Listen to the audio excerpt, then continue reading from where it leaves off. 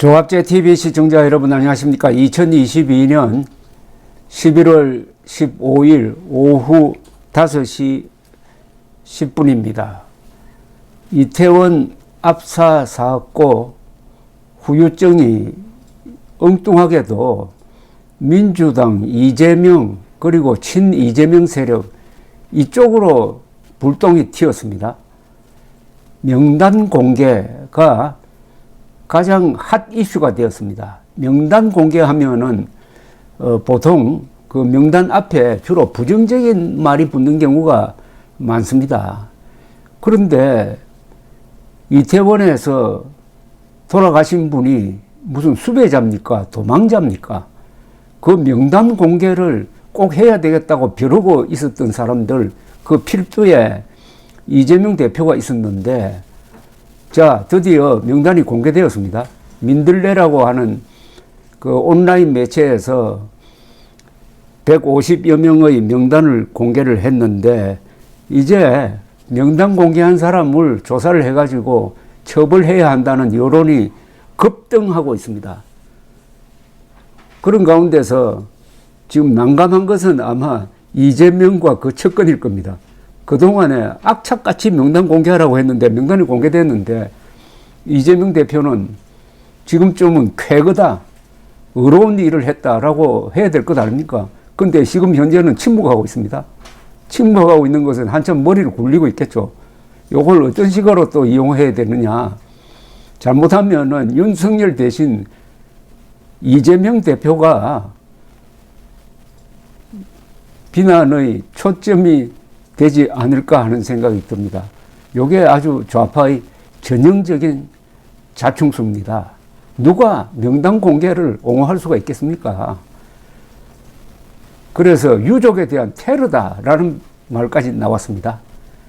유족에 대한 테러다. 유족은 추모하는 그 마음을 가지고 이제 조금 정신을 차리고 마음을 가다듬을 때인데 이름을 또 이렇게 공개를 하고 그 이름 공개된 이름 가지고 또 이렇게 공방전을 펼치면은 그 부담은 정신적인 부담은 다 누구한테 갑니까? 유족한테 가는 거 아닙니까? 유족. 이태원 이자도 돌아보기 싫은 분들이 많을 텐데 자신의 아들, 딸 이름이 공개가 되고 이게 또 논란의 초점이 되면 어떻게 합니까? 추모의 대상이 되어야 할 이름을 논란의 초점. 이재명 결국 남의 죽음을 가지고 장난치려고 하다가 이제 덫에 걸렸습니다. 뭐 지금 법망이라는 덫에도 걸렸고 여러 덫에 막 걸렸는데 여기서 결국 헤어나지 못하게 될 것입니다. 그런데 의외로 생각지도 않는 곳에서 지금 문제가 생기고 있습니다. 이번에 사망자 157명이죠. 157명 중에서 이 외국인이 26명이나 됩니다. 그런데 외국인들도 이번에 공개된 명단에 이름이 들어가 놓으니까 그 나라에서 우리 정부에 항의를 한다고 합니다. 이거 아무도 예상하지 못했을 겁니다. 우리나라 사람들이 빠지기 쉬운 게 우물안 개구리 의식입니다. 한국 안에서만 통하는 것도 국제사회는 통하지 않을 수가 있습니다. 그런데 지금 세상은 다 세계화 되어가지고 한 나라가 한 세계인 것처럼 움직이고 있는데 이제 아마 제대로 회초리를 아마 맞게 될 것 같은데 민들레가 유가족 동의를 얻지 않고 이태원 사망자 명단을 공개해 큰 말썽이 나고 있는 가운데 일부 국가에서는 자국민 사망자의 실명이 공개된 것에 대해 항의의 뜻을 전달했다고 외교부가 오늘 밝혔다고 합니다.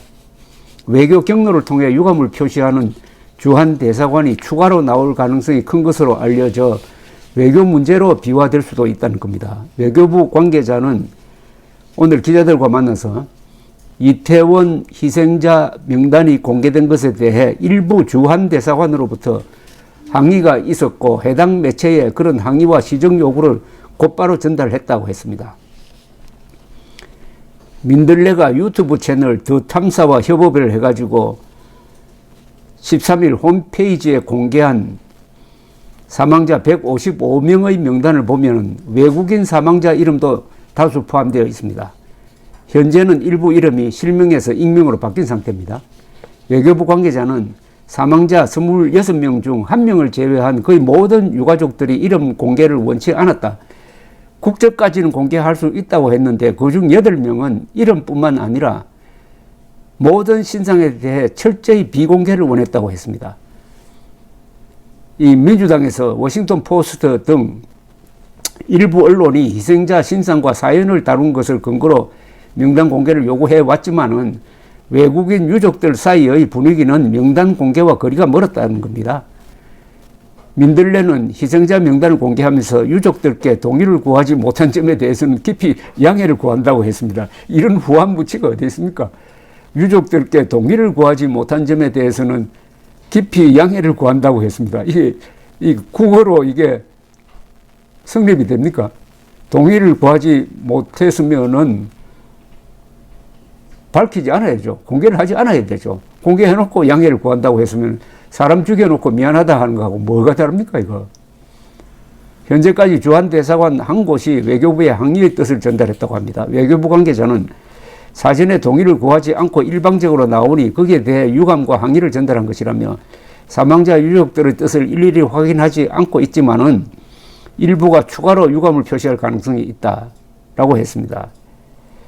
이런 가운데 외교부는 15일 기준 전체 외국인 사망자 26명 중 24명에 대하여 국내 안치 또는 운구를 완료했다고 했습니다. 나머지 2명의 경우 유가족 개별 사정 때문에 지연이 되었지만 이번 주말까지는 운구 절차가 마무리될 것으로 생각한다고 했습니다. 자, 이재명 대표 한 분 이제 소신을 밝혀보시기 바랍니다. 평소 소신대로 된 것 아닙니까? 자, 명단 공개했습니다. 그럼 공개된 명단 가지고 뭘 할 작정입니까? 공개된 명단 가지고 뭘 할 작정입니까? 공개된 명단에 의거해가지고 유족들을 모아가지고 단체 만들 생각입니까? 그래서 시위를 하겠다는 겁니까? 도대체 뭘 하겠다는 겁니까? 명단 공개까지만 생각한 겁니까? 그 뒤에 뭘 하겠다는 계획이 있습니까? 계획이 있으면 지금부터 이야기를 해야 되죠. 명단 공개를 그렇게 요구를 했으니까 명단 공개한다면 뭘 하겠다는 이야기를 국민들에게 책임있게 이야기해야 되는 것 아닙니까? 솔직하게 말하면은 명단 공개를 해가지고 윤석열 정부를 공격함으로써 자신에게 지금 다가오고 있는 검찰의 수사망을 좀 무디게 하겠다. 요게 이재명 당신의 계산 아니었습니까? 유족에 대한 테러라는 이 비판에 할 말 있습니까? 다른 사람의 죽음을 가지고 이렇게 장난치면 됩니까? 그런데 이게 그냥 아무 응징 없이 그냥 넘어갈 것 같습니까? 한국이 좀 어리숙해 보이는 면이 있습니다. 한국 사람들이. 그러나 장기적으로 보면은 결국 나쁜 사람이 가는 곳은 정해져 있습니다.